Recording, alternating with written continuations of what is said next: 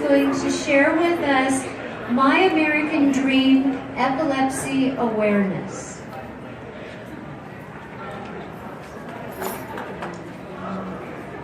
Hearing the phrase, the American dream, is very common these days. Lots of people move here to pursue the American dream. Young entrepreneurs believe that they are the living embodiment of the American dream. But the American dream looks different for everyone. My American dream is not just mine. It's the dream of over 3.4 million Americans. And my American dream doesn't just stay in America either. It extends worldwide to over 65 million people. It is my dream that there will one day be epilepsy awareness around the world, and that one day we can come together to find a cure for epilepsy. When I was diagnosed with epilepsy, I was 7 years old. Today, I'm 18 years old, and I'm thriving. When I was diagnosed, the first few years were really hard. I cried, I got scared, but most of all, I was confused. I didn't understand epilepsy as many children do. They don't understand why they have to go to the hospital when they seemingly feel perfectly fine. They don't understand why they must take medication, going for tests, MRIs, EEGs. It can be a very scary time. The most scary thing for many children is that they feel isolated. In their minds, they don't understand that lots of children have epilepsy, and they aren't any different. My epilepsy, when I was younger, made me feel like I was different. So I decided that I needed to hide it and not tell anyone.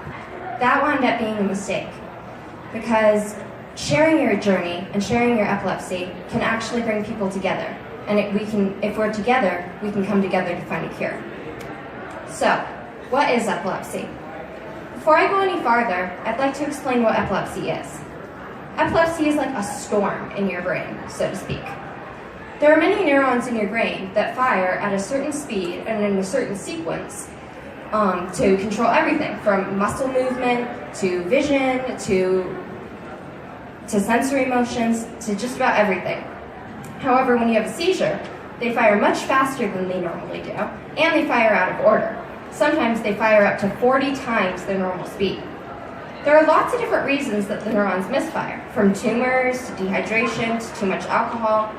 But in 70% of people with epilepsy, the reason they misfire is unknown. There are over 40 different types of epilepsy. They all look different, and no two seizures are the same. The scope of epilepsy varies widely, so it's important to know what kind of epilepsy you're dealing with if a friend or loved one comes to you with an epilepsy diagnosis. Never assume anything, and ask lots of questions. Epilepsy stigma is still very prevalent in America. In ancient times, having epilepsy was a sign of being possessed or being punished. Lots of people were considered crazy or locked up for fear that they were going to spread it to others. An old manuscript dated 1780 BC states that the person with epilepsy could not marry, testify in court, and the purchase contract of a slave was considered void if the slave suffered an epileptic seizure within 3 months of purchase. These sorts of stories may seem like ancient history to us, simply a story of how bad things used to be, but it is shocking how it lives on. In America, it was illegal for people with epilepsy to get married in 17 different states until 1956. It wasn't until 1980 that the last state, Missouri, finally made it legal for people with epilepsy to get married. Up until 1990, it was legal to discriminate and not employ someone with epilepsy solely because they had epilepsy. In 2014, a social media study looked at 10,000 tweets in America across Twitter that were related to epilepsy. Over 60% of these tweets were found to be derogatory. I was lucky enough to be homeschooled, so I never had to deal with bullies, K through 12th grade. But in America, many other students aren't so lucky. In December 2018, a senior boy with epilepsy at an Indiana high school was bullied because he had epilepsy during a basketball game. The bullies imitated a seizure on the court, and it crushed the boy as he'd overcome his epilepsy and was finally able to play basketball. Another case, a Colorado teen, struggled with epilepsy since childhood.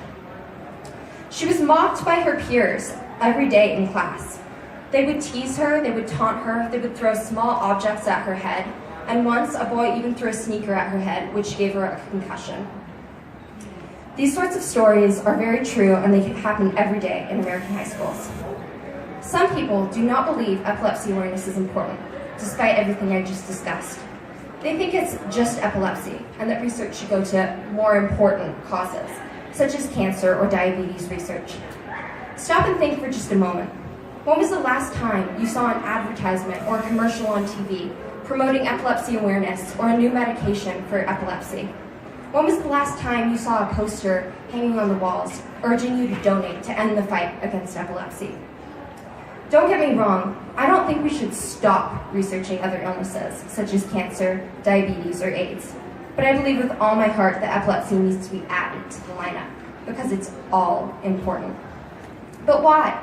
Many people would argue. It's not like you can die from epilepsy. This is a very common argument. But epilepsy is that serious. Epilepsy is the fourth most common neurological disorder in the United States, yet it is the most underfunded and the most under-researched. 1 in 26 people have epilepsy, which equates to roughly 3.4 million Americans. This is far more than the 400,000 people who have MS, but guess which one gets more research and more funding?